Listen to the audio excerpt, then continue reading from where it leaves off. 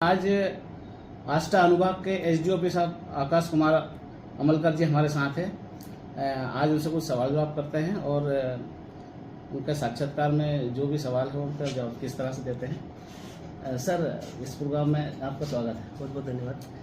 Sir, मेरा पहला सवाल है कि आपने पुलिस विभाग ही क्यों चुना? सबके अपने अपने काम करने के तरीके रहते हैं। चूँकि हम भी जब बचपन में खेलते थे तो आसपास पुलिस लगता था कि एक सुरक्षा का भाव दिखता था। तब से हम प्रेरित हो गए बचपन से कि हमको भी लोगों की सुरक्षा करनी है। इस कारण मुझे लगा कि पुलिस विभाग चुनना सही रहेगा। सर, इसमें पुलिस विभाग में आने के लिए आपको कितना संघर्ष करना पड़ा? कि जो स्टेट पीएससी होती है उसके माध्यम से सिलेक्शन होता है, तो 2.5 साल की पढ़ाई थी। इसके बाद भगवान की कृपा से सिलेक्शन हुआ। सर, कितने साल की सेवा हो गई होगी आप? अभी हम 2018 से सेवा में हैं। सर, आपकी जो सेवा काल है उसमें कोई ऐसा जटिल केस जो अभी तक आपको याद हो या परेशान कर रहा हो या उसमें काफ़ी मेहनत करनी पड़ी उसको सॉल्व करने में? से अलग अलग पोस्टिंग के अलग अलग केसेस रहते हैं। क्योंकि अभी मेरे को यहाँ पर समय हो गया है तो यहाँ पे 1-2 केसेस थे। जैसे कुछ समय पहले गुराड़िया रूपचंद में एक वृद्ध महिला थी जिनका पैर काटने की जो हत्या हुई थी जी, काट कर जो हत्या की गई थी, वो काफ़ी कठिन केस था, जिसमें काफ़ी प्रेशर में भी पुलिस ने काम किया था और इन द एंड वो उसको सॉल्व किया था। साथ ही साथ कुछ समय पहले इसी साल की बात है, थाना पार्वती के अंतर्गत भी एक ट्रक के ड्राइवर की हत्या कर दी गई थी और ट्रक को लूट के ले गए थे। उसमें भी पुलिस ने काफ़ी प्रयास किया था। वो एक तरह से भूसे में सुई ढूंढने जैसा था जो पार्वती वाला प्रोजेक्ट था। फिर भी जो हमारी टीम थी पार्वती थाने के और संबंधित जो भी अधिकारी कर्मचारी थे और पुलिस अधीक्षक महोदय का जो भी मार्गदर्शन था उसके हिसाब से हमने बहुत कम समय पर उसको क्रैक कर लिया। सर, जिस तरह ये केस जो भी केसेस अपराधी के जो केसेस सॉल्व करने पड़ते हैं उसमें राजनीतिक दबाव आते हैं? नहीं, ऐसा नहीं रहता है। जितने भी कभी भी जब लोकल जो भी रहते हैं या फिर इधर उधर से भी रहते हैं, जैसे हम उनको वास्तविकता और सच्चाई बताते हैं तो कभी भी इस तरह का कोई दबाव वो भी नहीं बताते हैं। क्यों बोलते हैं जो सही कार्रवाई है, जो सीधी कार्रवाई है वो करें।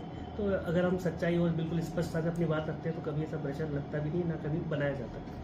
सर, पुलिस विभाग में आपके हिसाब से कोई सुधार होना चाहिए, कुछ ऐसा लगा? ऐसे कंटिन्यूसली भी हमारे जो वरिष्ठ अधिकारी हैं और पुलिस मुख्यालय के माध्यम से डीजीपी साहब है और नए नए इसमें पहल कर रहा है। जैसे कि आज की बात है कि तनाव मुक्ति के लिए आज भी हमारे थाना परिसर और पूरे प्रदेश में ही एक मेडिटेशन का प्रोग्राम हुआ था हार्टफुलनेस के माध्यम से। इस तरह अलग अलग प्रोग्राम हो रहे हैं और जिससे भी सुधार आ रहा है पुलिस में।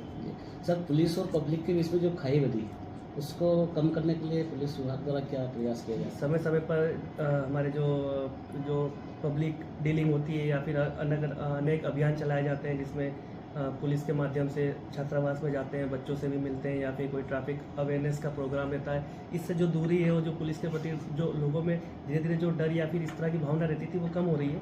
तो इससे भी चीज़ें जो गैप जैसा आप बता रहे हैं वो कम होता जा रहा है। जी सर, महिला अपराध बढ़ते जा रहे हैं, उसके लिए कुछ पुलिस विभाग द्वारा कुछ स्पेशल प्रोग्राम या कुछ? जैसा कि अभी मैंने पूर्व में बताया था, जिस तरह से हम बच्चे के छात्रावास में जाते हैं या फिर जो बालिकाएं रहती हैं उनसे भी हम कंटिन्यू स्कूल में जाके भी उनसे संपर्क करते हैं, गुड टच बैड टच के बारे में बताते हैं। अलग अलग अभियान भी चलाए जाते हैं जिससे हम इन जो ग्राफ बढ़ रहा है या फिर उसको हम कम करने का प्रयास किया जा रहा है। सर, पुलिस विभाग में पर्याप्त बल और पर्याप्त संसाधन की कमी है, इसके लिए कभी आपको मतलब होना पड़ा? ऐसा नहीं है, कंटिन्यू जैसा कि वरिष्ठ अधिकारियों द्वारा भी ये उपलब्ध कराए जाते हैं और कभी ऐसी समस्या नहीं आती है।